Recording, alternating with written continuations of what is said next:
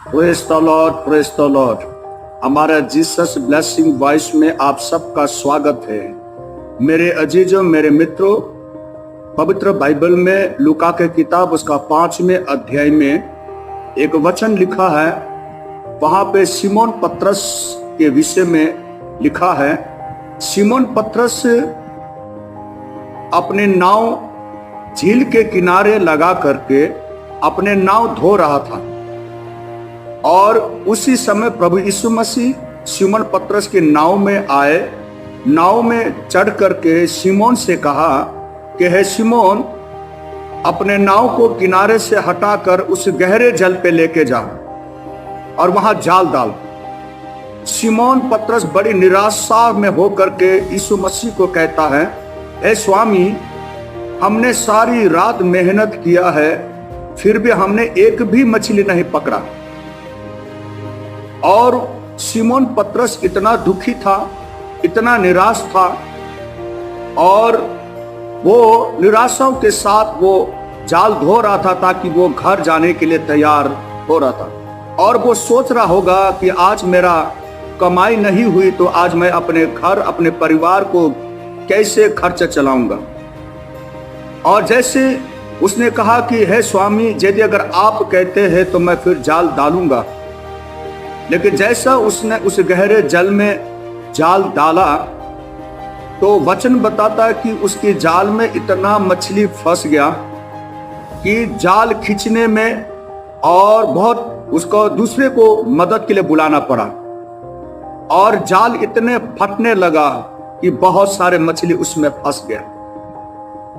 मेरे अजीजों, इसी प्रकार आप भी कई बातों में, कई चीजों में आप भी निराश और दुख में जीवन जीते होंगे और कई निराशाओं को आप संघर्ष कर रहे होंगे।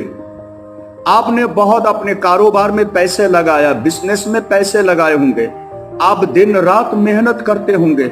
हो सकता है कि आपने नया घर बनाया होगा, हो सकता आपने नए आपने काम शुरू किया होगा, लेकिन इतने मेहनत करते होंगे आप, फिर भी आपकी मेहनत का फल नहीं मिल रहा है, फिर भी आपकी मेहनत का कोई भी आपका आशीष नहीं मिल रहा है। आप भी प्रतिदिन आप अपने परिवार के बीच में, आप लोगों के बीच में, अपने आप में इस परिस्थिति में, इस संघर्ष दुख का आप सामना कर रहे होंगे। लेकिन आज मैं आपको बताना चाहता हूं, आपका निराशा खत्म होने वाला है, आपकी दुख खत्म होने वाला है। मैं आपको दो चीजें बताने वाला हूं जिससे आपका निराश, आपका दुख, आपकी चिंताएं आप दूर होने वाला है। मेरे अजीजों, आप विश्वास कीजिए, यकीन कीजिए, सच में ऐसा होगा। मेरा खुदा कहता, प्रॉमिस करता कि अगर तू करेगा ऐसा होगा। आपको दो काम करना होगा।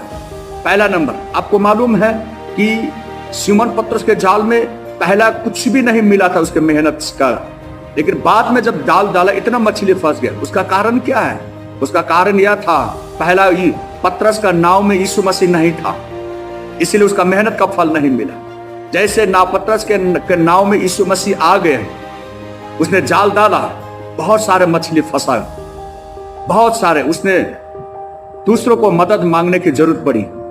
दूसरी बात, जब तक पतरस का नाव झील के किनारे में लगा हुआ था, यीशु मसीह ने कहा अपने नाव को किनारे से हटा ले और गहरे जल तक लेके चल।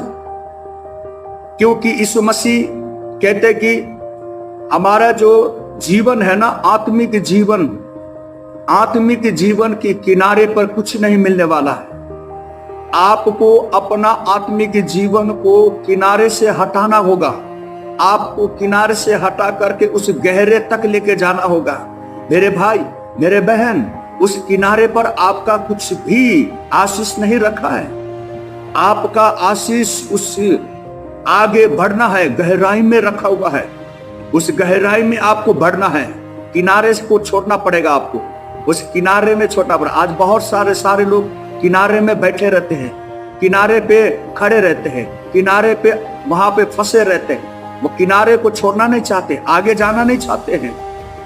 लेकिन यीशु मसीह कहते हैं कि पतरस को कहता, अपने नाव को किनारे से हटाकर आगे लेके जाए। मेरे भाई, मेरे बहन, आप भी ऐसे करना। आपका आशीष, आपकी सफलता, आपकी खुशी, आपकी बरकत किनारे पे नहीं रखा है, आगे गहराई में रखा हुआ है। हालेलुया। तीसरी बात यह है कि गहराई में जाने का मतलब क्या है?